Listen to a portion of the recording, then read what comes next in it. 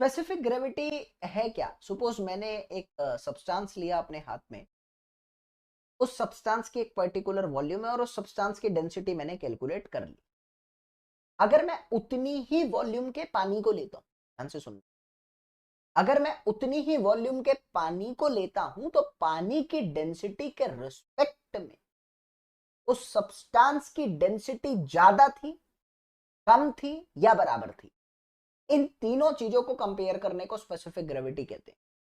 तो specific gravity मेरे को बताता क्या है? स्पेसिफिक ग्रेविटी मुझे बताता है कि किसी भी सब्सटेंस की डेंसिटी पानी की डेंसिटी के साथ किस तरह से कंपेयर करी जा सकती है, उनके कंपेरेंस को स्पेसिफिक ग्रेविटी का नाम दिया गया। लिखकर पढ़ते हैं थोड़ा सा इसका मतलब। सपोज माय डियर स्टूडेंट, मैंने आप लोगों को यहां पर कहा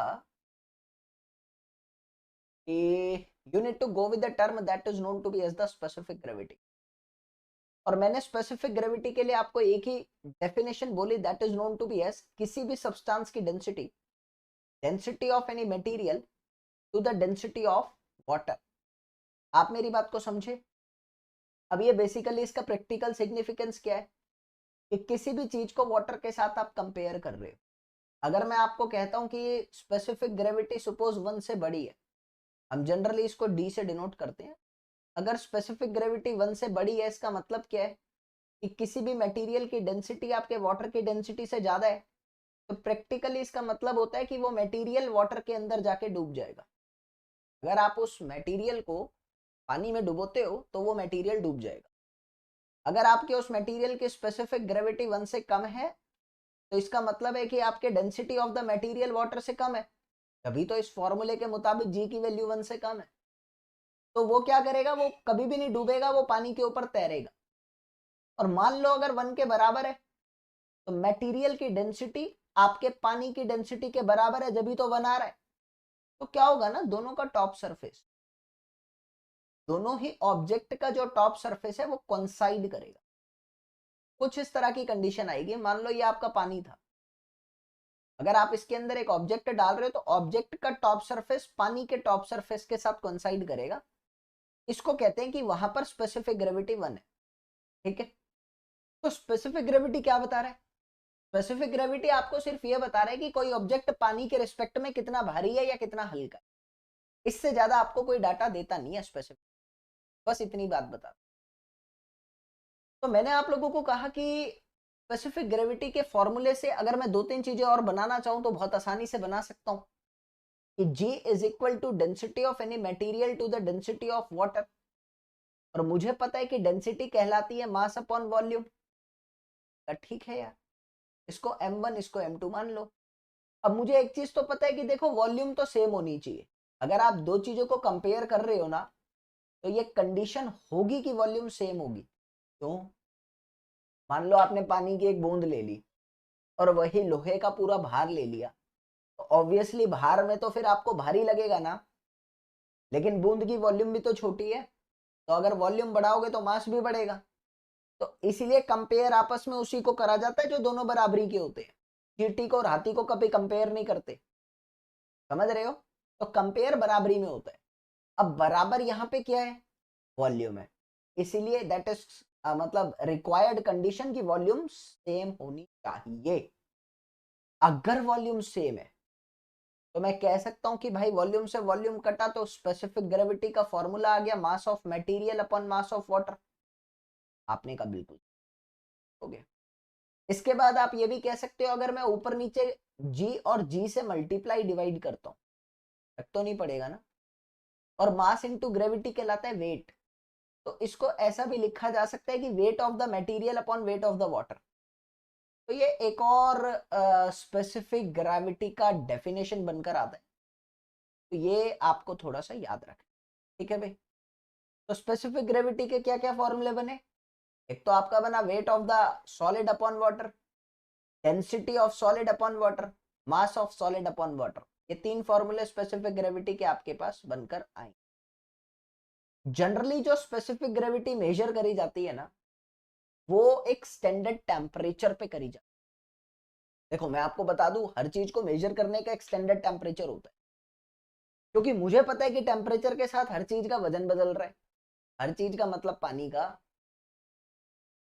पानी अगर टेम्परेचर बढ़ाऊंगा तो उसकी वॉल्यूम बढ़ जाती है, डेंसिटी कम हो जाती है, तो स्पेसिफिक ग्रेविटी बदल जाएगी।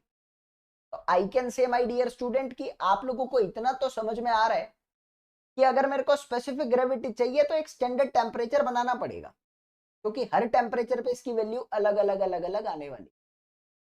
तो वो स्टैंडर्ड टेम्परेचर की वैल्यू इंपॉर्टेंट है, आपके पेपर में कई बार पूछी जा चुकी है, 27 डिग्री सेल्सियस होती है। ठीक है, स्पेसिफिक ग्रेविटी एक यूनिटलेस क्वांटिटी है, क्योंकि ऊपर और नीचे दोनों जगह सेम सेम वेट वेट आ रहा है, वेट से वेट कटा तो कोई भी क्वांटिटी का यूनिट नहीं। दो तरह की मिट्टी होती है, एक होती है इनऑर्गेनिक सॉइल और एक होती है ऑर्गेनिक सॉइल। जरा इसके बारे में बता दूं, बताया नहीं है मेरे ख्याल में, 2 मिनट का डिस्कशन ले देते। देखो भाई, इनऑर्गेनिक सॉइल की अगर बात करी जाती है तो इनऑर्गेनिक सॉइल के अंदर आपको देखने को मिलेंगे मिनरल्स।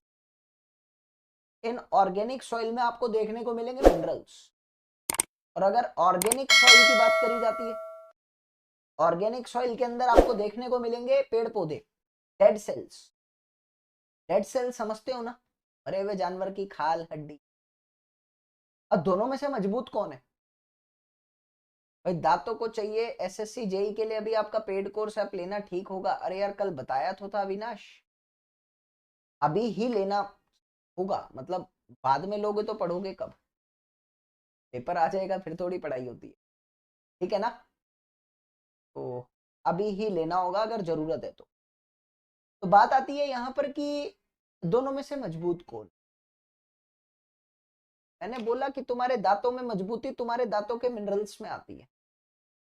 तुम्हारे टूथपेस्ट में नमक है, अब वो पुराना हो गया, टूथपेस्ट में मिनरल आने लग गए, तो मिनरल जितना ज्यादा होगा मजबूती उतनी ज्यादा होगी। एक्चुअली मैं नीड टू से कि दोनों में से अगर मैं स्ट्रेंथ वाइज बात करता हूं तो आपकी ताकत जो है वो इनऑर्गेनिक में ज्यादा होगी। आपकी ताकत इनऑर्गेनिक में as compare to organic soil थोड़ी ज्यादा होती है। क्यों होती है? क्योंकि मिनरल्स पाए जाते हैं।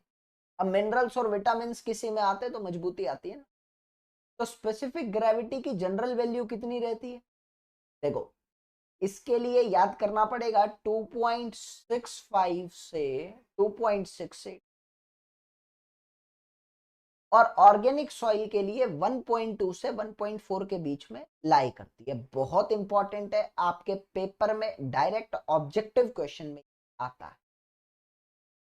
जनरल वैल्यू कितनी लेकर चलते हो अगर पेपर में दी नहीं है तुमको? तो 2.67 आप लोग लेकर चलते हो। कॉपी में लिख लो, काफी काम आए। ठीक है, उसके बाद अभी मैंने आपको एक चीज बोला कि मजबूती, ध्यान से मैंने बोला मजबूती जो है इनऑर्गेनिक में एज कंपेयर टू ऑर्गेनिक थोड़ी ज्यादा होती। इसका मतलब क्या है? इसका मतलब है मेरे बच्चे कि आप लोगों का मजबूती से क्या रिलेशन बन रहा है यहां पर, उसको समझना। मैंने तुम्हें कहा कि एक मिनट, तुम्हारी स्पेसिफिक ग्रेविटी है, स्पेसिफिक ग्रेविटी इनडायरेक्टली इनडायरेक्टली आपको पार्टिकल की डेंसिटी के बारे में रिलेट कर। Specific gravity will give you the density of the material information, इसलिए। और मैंने एक चीज जानी है बचपन से कि डेंसिटी का मतलब क्या होता है, मास अपॉन वॉल्यूम। अब मैं एक चीज तो कह सकता हूं, अगर मास में इंक्रीमेंट होगा तो डेंसिटी भी इंक्रीज होगी। ये चीज तो कोई डाउट तो नहीं आ रही? अच्छा, इस कंसेप्ट को थोड़ा रिलेट करके दूसरी तरफ लाऊंगा, ध्यान से सुन। मैंने कहा मान लो 4 पार्टिकल्स है, ये 4 पार्टिकल ऐसी स्टेट में है, दूसरी तरफ यही 4 पार्टिकल ऐसे हैं और तीसरी तरफ यही 4 पार्टिकल ऐसे। मैं तुम्हें एक ही बात कह रहा हूं, अगर डेंसिटी इसमें ρ1 है, इसमें ρ2 है और इसमें ρ3 है, तो तुम सारे बच्चे आंख बंद करके मेरे को ये कह दोगे कि ρ3 का मान सबसे ज्यादा और ρ1 का वैल्यू सबसे कम होने वाला है, क्योंकि इसमें वॉल्यूम सबसे ज्यादा है और इसमें वॉल्यूम सबसे कम है। लेकिन अगर मैं इसी को उल्टा कह दूं कि आपके तीनों पार्टिकल्स चिपके तो हुए हैं, यहां 4 पार्टिकल चिपके हुए हैं, यहां 5 पार्टिकल चिपके हुए हैं, यू कैन से इसका डेंसिटी ρ1, इसका ρ2 और इसका ρ3 है। इस स्टेट के अंदर ρ3 सबसे ज्यादा क्योंकि इसका मास सबसे ज्यादा। तो आपने मुझे एक ही बात बोली, अगर वॉल्यूम कांस्टेंट है, ध्यान से सुनना, अगर आपकी वॉल्यूम कांस्टेंट है तो you can say my dear student for the constant volume अगर मास बढ़ता है तो इसका मतलब क्या होता है? अगर मास में जरा सा भी इंक्रीज आता है इसका मतलब क्या है? That number of particles increase हो रहे हैं। आपने कहा हाँ भाई, नंबर ऑफ पार्टिकल्स इंक्रीज हो रहे हैं। And always remember strength is directly proportional to unity. एकता में बल है। स्ट्रेंथ जो है वो यूनिटी के डायरेक्टली प्रोपोर्शनल होगा क्या ना? एकता में बल है। और एकता किस में ज्यादा? जिसमें नंबर ऑफ पार्टिकल्स ज्यादा। तो can I say directly my dear student strength is directly proportional to number of particles. आपने कहा perfect, strength is directly proportional to number of particles. आपने कहा सर एक चीज तो समझ में आ गई है, कोई दिक्कत नहीं है, अब क्लियर करो। अब मोटा मोटी खेल बताने वाला हूं। मैंने कहा नंबर ऑफ पार्टिकल ज्यादा तो क्या ज्यादा? मास ज्यादा। मास ज्यादा तो डेंसिटी ज्यादा, और डेंसिटी ज्यादा तो स्पेसिफिक ग्रेविटी भी ज्यादा। क्या इसी से ऐसा लिख सकता हूं, strength is directly proportional to specific gravity? देखो ऐसा किसी किताब में लिखा नहीं है, ऐसा किताबों में लिखा नहीं है, लेकिन मैं ये बात कह सकता हूं कि strength is directly proportional to specific gravity. ऐसा समझूंगा ना तो सॉइल मैकेनिक्स इजी हो जाएगी, आगे क्वेश्चन करने में मजा आएगा। आपने कहा ये बात भी सही है, तो क्या मैं ये बात लिख सकता हूं कि इनऑर्गेनिक सॉइल के लिए, इनऑर्गेनिक सॉइल के लिए आपकी स्ट्रेंथ ऑर्गेनिक सॉइल से ज्यादा थी? ये मैंने आपको बताया। क्यों थी? क्योंकि मिनरल कंटेंट ज्यादा थी। आपने देखा इसके लिए स्पेसिफिक ग्रेविटी भी जनरली ज्यादा है। उसकी जनरल वैल्यू 2.68 2.67 जाती है, इसकी जनरल वैल्यू 1.3 के आसपास जा रही है, ऑब्वियसली ज्यादा है। आपने कहा क्या मैं ये बात कह सकता हूं यहां से कि अगर आपका मिनरल कंटेंट ज्यादा हो गया, इसमें क्या ज्यादा है? इसमें मिनरल कंटेंट ज्यादा है, तो आप इनडायरेक्टली ये बात कह सकते हो अगर मिनरल कंटेंट ज्यादा हो गया तो स्पेसिफिक ग्रेविटी ज्यादा होगी। और अगर वेजिटेटिव कंटेंट ज्यादा हो गया, वेजिटेटिव मैटर क्या है? ऑर्गेनिक मैटर है। अगर वेजिटेटिव मैटर ज्यादा हो गया तो स्पेसिफिक ग्रेविटी कम हो गई। ओ भाई साहब, यही तो लिखा है, He is directly proportional to mineral and inversely proportional to organic content। अब मैंने तुम्हें बोला नंबर ऑफ पार्टिकल्स जिसमें ज्यादा उसमें स्पेसिफिक ग्रेविटी ज्यादा, तो फाइन सॉइल में ज्यादा नंबर ऑफ पार्टिकल आएंगे ना? ध्यान से बोलो, फाइन सॉइल में ज्यादा नंबर ऑफ पार्टिकल्स आएंगे ना? आपने कहा बिल्कुल आएंगे। कैन आई से माय डियर स्टूडेंट कि फाइन सॉइल की स्पेसिफिक ग्रेविटी ग्रेन से ज्यादा होती है क्योंकि नंबर ऑफ पार्टिकल्स ज्यादा होते हैं। यहां तक तो मुझे नहीं लगता आपको कोई भी तरह का डाउट आने वाला है। एक बार यस करो, यहां तक क्लियर है? तभी यहां से यस करो, यहां तक क्लियर है आपको? बिकॉज कंसेप्ट मैंने दिया दैट इज एक्चुअली इंजीनियरिंग, और आपको हर जगह नहीं मिलने वाला।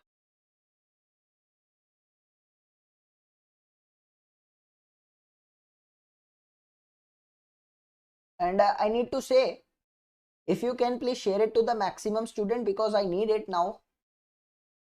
व्यूज के लिए जरूरत नहीं है मुझे, लाइक्स की भी जरूरत नहीं है मुझे, सच बात तो ये है। मैं बेसिकली अभी दूसरे एम से आया हूं यहां पर, वरना मैं तो ऑनलाइन आना ही छोड़ दिया था, सही बात तो ये है।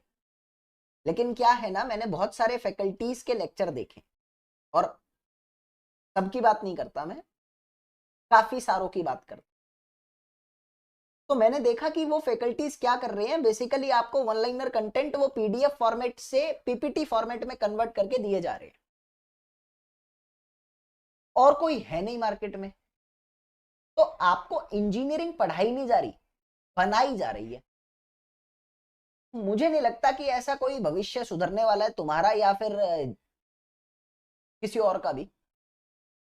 तो मैं जो कंटेंट तुमको दे रहा हूं ना, that is actually unique, and I am very sincere about this कि तुम्हारे पास ये कंटेंट पहुंचे। क्योंकि अगर किसी कॉलेज में पढ़ते हुए बच्चे को ये चीज बता दी जाए ना कि स्ट्रेंथ और स्पेसिफिक ग्रेविटी का रिलेशन कैसे बनता है, तो वो अपने आप में पता नहीं क्या क्या डेवलप कर देगा और आने वाले टाइम पे वो कई चीजें अपने आप में तरीके से पढ़ेगा और फिर तुम्हारी जिंदगी में ये मंजर देखने को नहीं मिलेगा कि नौकरी नहीं लगती। मजाक इसीलिए बनता है। तो मैं सिर्फ इतना चाहता हूं कि उन बच्चों तक ये कंटेंट पहुंचे जिनको इनकी जरूरत है। बाकी जेई निकालना और ये सब करना तो ना आप लोग लेक्चर आया ही मत करो। अगर जेई निकालना है ना सीरियसली, तो तुम लोग मेरा वो देखा करो, वन लाइनर बुक है ना मेरी वाली, तो मेरी वन लाइनर बुक पढ़ लो, उससे जेई निकल जाएगा। 350 सिलेक्शन आए हैं और जितने भी मैंने अपलोड करे हैं चैनल के ऊपर वीडियो, सबने बोली है कि ये बुक पढ़ ली मैंने। तो वो मतलब ना आप समझो कि जेई बनने के लिए मत आना लेक्चर में, फिर आप इतना टाइम वेस्ट कर रहे हो अपना। मुझे नहीं लगता कि आप यहां से कुछ सीख कर जाने वाले हो अगर जेई बनना है तो। जेई बनने के लिए तो आपको बहुत कम मेहनत करनी पड़ेगी, बस वन लाइनर बुक ले लो और क्वेश्चन सॉल्व करो खुद से। That is the best technique. Best technique वही होती है और जितनों का भी सिलेक्शन हुआ सबने वही फॉलो किया। लेकिन ना वो अगर सीखना है ना, कॉन्फिडेंस डेवलप करना है और इंजीनियरिंग क्या होती है वो अपने अंदर से डेवलप करनी है ना, यही तो बन ही जाओगे। तो मेरे लेक्चर देखने आओ, मजा आएगा तुमको। ठीक है, तो इसीलिए मैं चाहता हूं कि please share it to the maximum student. थोड़ी मेहनत आप करो, थोड़ी मेहनत मैं करूंगा और ये कंटेंट धीरे धीरे पहुंचेगा, एकदम तो नहीं पहुंचता किसी के पास। आप स्टेटस पे लगाओ, आप रोजाना शेयर कर दो, बस लिंक शेयर कर दो, कभी तो देखेगा। और जिस दिन जमीर जग गया ना, उस दिन मेरे को खुशी होगी कि वो बच्चा रोजगार को प्राप्त हो गया, क्योंकि ऐसे बच्चों की नौकरी लगती है, मैंने देखा है। तो थोड़ा सा आप साथ देना, थोड़ा मैं दूंगा। तो यूट्यूब शुरू किया है तो सक्सेसफुल हो ही जाएगा, टाइम लगेगा, कोई बात नहीं। बस आप स्टेटस लगाओ, अच्छा रहेगा, क्योंकि तुम्हारे कांटेक्ट में तुम्हारे दोस्त हैं तो दोस्त देख लेंगे। ठीक है, कर सको तो, नहीं तो कोई बात। अब आगे की बात आती है, I need to tell you, एक और फॉर्मूला होता है। क्या होता है ना कि आपकी जो स्पेसिफिक ग्रेविटी है, मैंने पहले बोला कि वो टेम्परेचर डिपेंडेंट है। टेम्परेचर डिपेंडेंट का मतलब होता है कि टेम्परेचर के साथ बदलती है। ठीक है, तो अगर वो टेम्परेचर के साथ बदलती है तो किसी टी डिग्री सेल्सियस पे अगर आप स्पेसिफिक ग्रेविटी को निकालना चाहते हो, सपोज किसी टी डिग्री सेल्सियस पे अगर स्पेसिफिक ग्रेविटी को निकालना चाहते हो, तो उसका फॉर्मूला क्या है? उसका सिर्फ एक ही फॉर्मूला है, दैट इज कॉल्ड किसी भी डिग्री पे निकालने वाली specific gravity is equal to 27 degree पे निकली हुई specific gravity into unit weight of the water at 27 upon unit weight of the water at T degree Celsius. और इसी फॉर्मूले को अगर तरीके से याद करना चाहूं तो कैसे करूंगा? मैं एक ही बात कहना चाहता हूं, टी डिग्री सेल्सियस पे इनटू में gamma W eight T degree Celsius constant होता है। एक बार एक पेपर में इसको घुमा के पूछ लिया, उन्होंने ऑप्शन में ये दिया ही नहीं फॉर्मूला, ऑप्शन में ये दे दिया। अगर आप ध्यान से सुनो तो ये क्या हो रहा है, आपने कहा जी किसी भी डिग्री पे निकलने वाला स्पेसिफिक ग्रेविटी और किसी भी डिग्री पे निकलने वाला पानी का वाटर कंटेंट, वो किसके बराबर है? 27 वाले के बराबर है।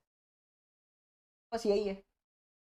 तो ये आपको थोड़ा सा ध्यान रखना है कि जी इंटू में gamma is equal to G27 into gamma 27, बस।